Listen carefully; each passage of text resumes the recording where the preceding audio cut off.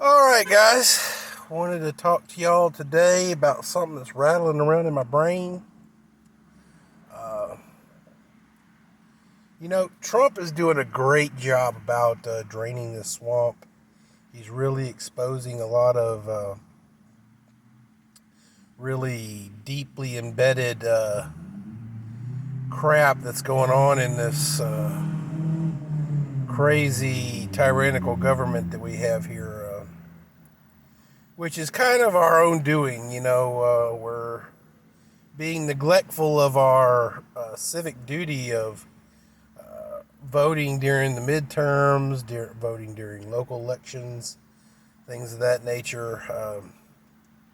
Really and truly, the whole reason why Sylvester Turner is the mayor of Houston and not Phil Busby, but is because nobody fucking showed up for his runoff election.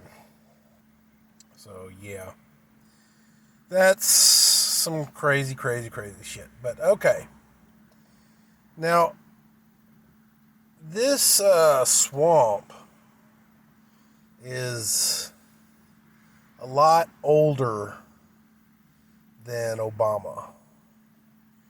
The swamp is very, very, very old, and I feel that it was actually originally put in during 9/11. The swamp started with the implementation of the Patriot Act.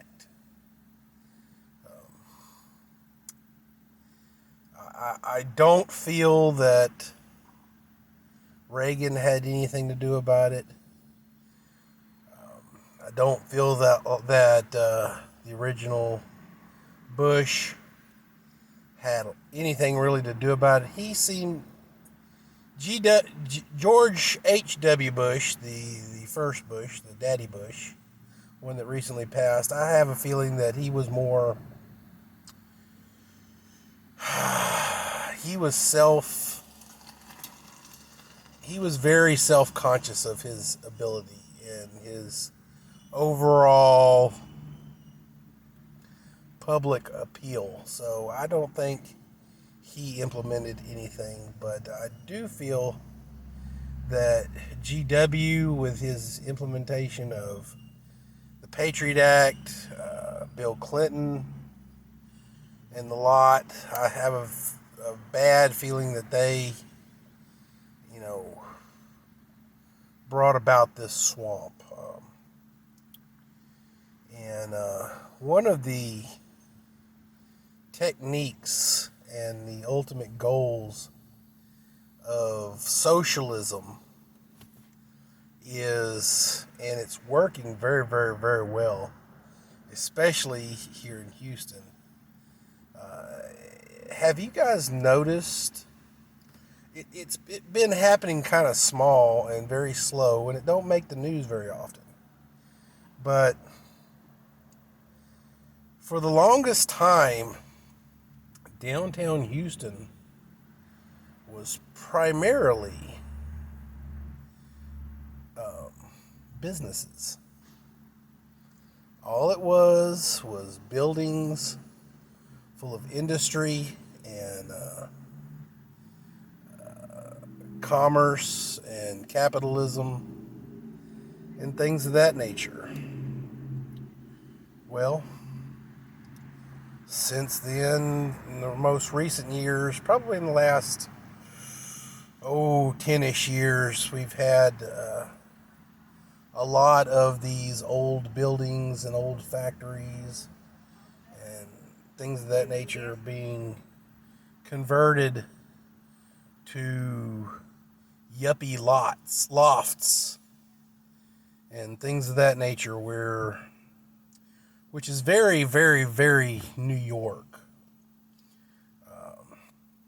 and a little bit of LA in there, where people don't mind living in these antique buildings. They see the nostalgia in it, and they, refurbish them and make them into posh, yuppie living, places. Well, unfortunately, those New York trends are also very democratic and liberal and yuppie and ultimately socialists. Maybe not in the beginning, but they like to live on top of each other. And you see how blue New York is, and you see how blue Houston has become, especially since all the yuppies have started moving into downtown Houston and making it actually a living. What is it they got now? The green space and stuff like that in the middle of Houston and stuff like that. Well, guys, I want to rattle your brain real quick. What has COVID done to downtown Houston? And this is like 4D chess, guys. This is not, 3 steps ahead that, Trump's been doing with the deep state right now, trying to stay 3 steps ahead of the Democrats in taking them down. But this is ultimately like Star Wars, where these things are years and years and years in planning. And it's just, now it's coming to fruition. One of the things that really socialism wants is to herd the populace into central cities to where they're easy to control. It don't take a large standing military or police force to control people when they are all in one spot. So, right now, or maybe not quite not right now, because Texas is kind of reopening. Now, guys, it's reopening small businesses. But what is not reopening? Pretty sure the big high-rises and stuff like that downtown are still empty. Most of those businesses have become telebusinesses, tele-industry, where people are working from home and they're doing it all via their own laptops and computer systems and Wi-Fi and all this stuff like that. Think about this, guys. I don't know how many of you guys are business owners, but think about this as a business owner. If I'm a mega business, let's just throw out there JP Morgan Chase Bank. If I want to cut overhead, what's the best way to do it? Well, a lot of small businesses have actually sold their brick and mortars for a virtual storefront. Well, that's a great way to cut overhead.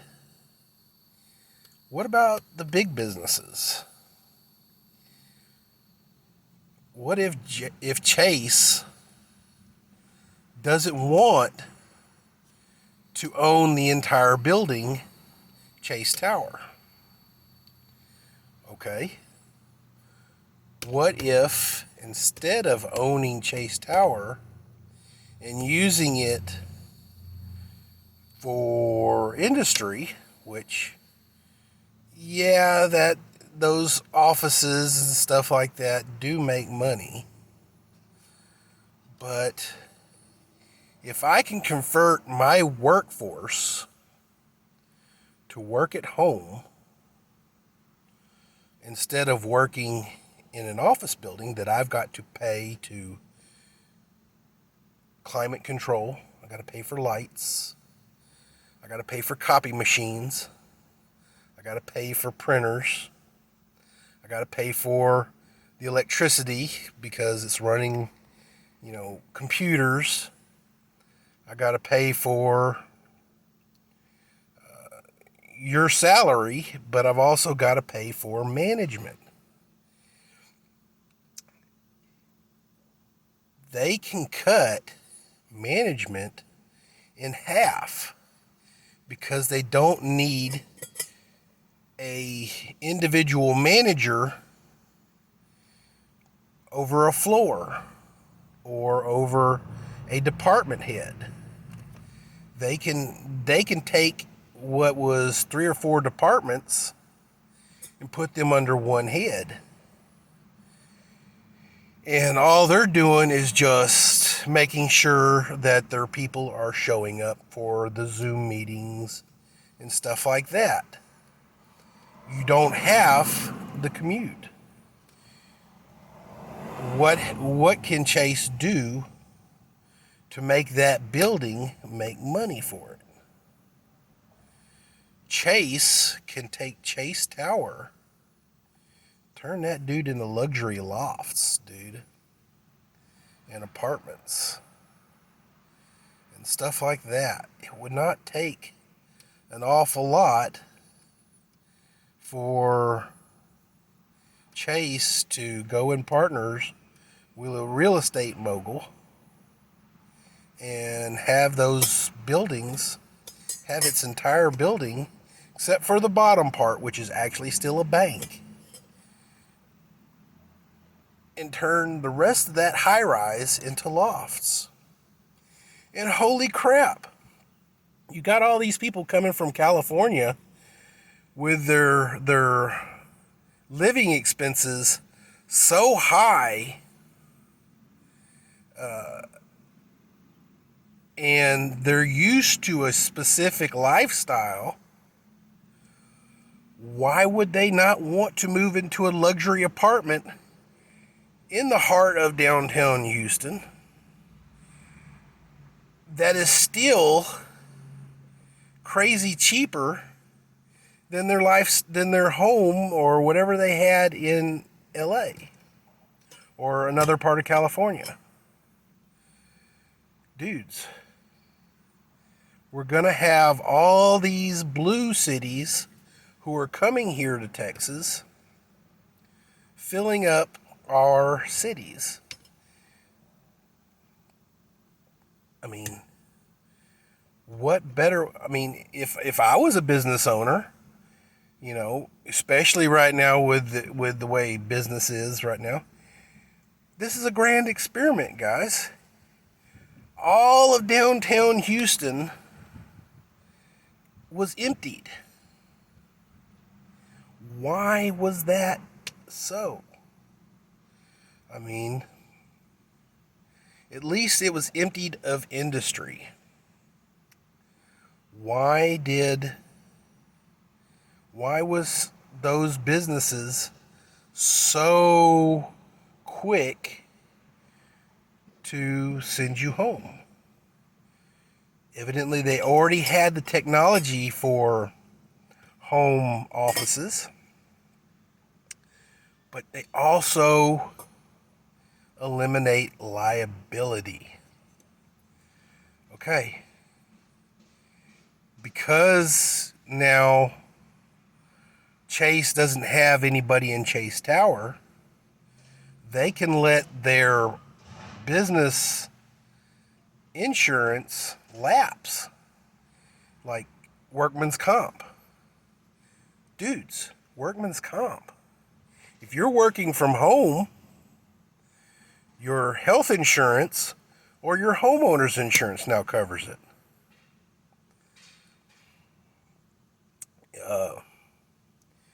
There you go. That's another reason these industries are doing what they're doing.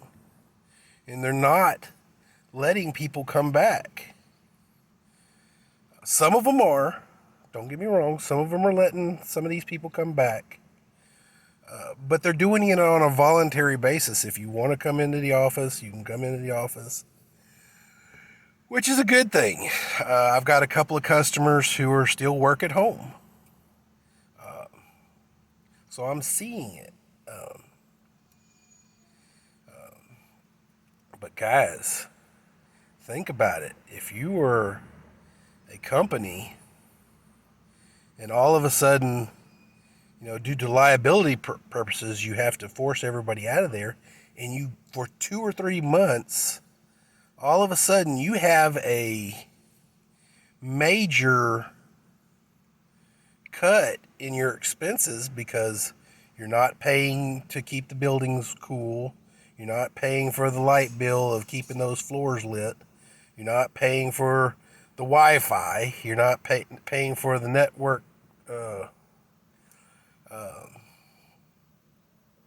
stuff. You're paying for a server wherever that's located. If it's on-site or off-site, you're paying for the servers. But everything else is being ran from homes. These buildings are empty.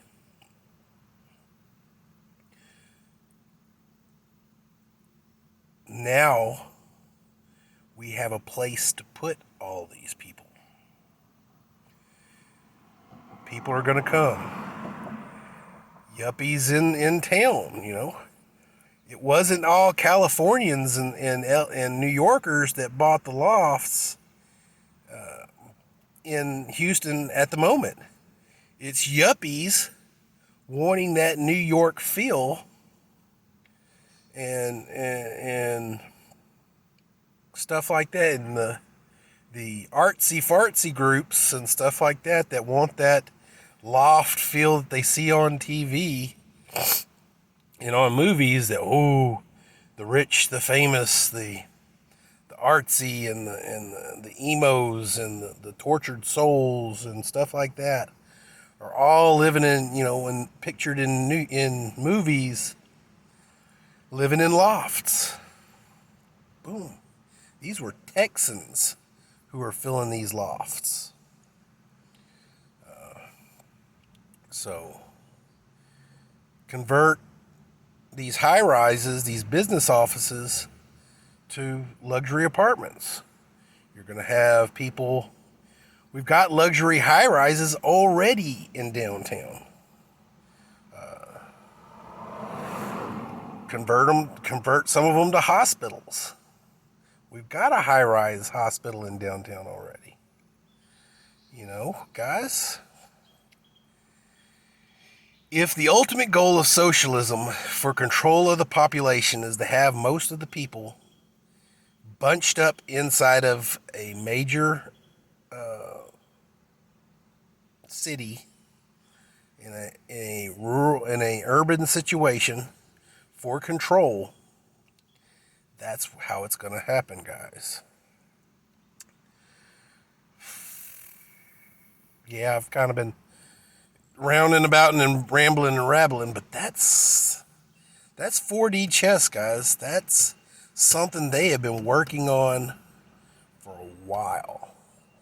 This is an excellent opportunity for them to see it in action, that they can vacate a major metropolis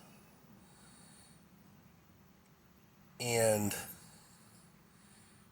make these buildings useful in other ways, or to be useful in other ways. You know, what happens whenever a major department head of, say, Chase Bank, he's working and he gets let go because all of a sudden now they don't need 3 managers, because everybody is you can monitor every person in your department via your computer. You ain't got to walk out and talk to Sally or Billy or anybody about anything. You basically just get on a Zoom meeting with Sally or Billy and tell them, hey, shape up or ship out. Easy peasy. You ain't got to walk out of an office. You ain't got to have anybody in an office. You ain't got to pay as many people to take care of as many people. You got cameras on every laptop. You got cameras on most all home computers, webcams. Boom, guys. They can monitor you the whole time you're at your home office. It's easy. We've let this all happen. So just wanted to let that rattle around in your brain, guys, because that's actually one of the goals of socialism, is to herd everybody into, urban situations for control. And this is one way to do it. Keep your eyes on the man behind the curtain, guys. They're sneaky little sumbitches. Later.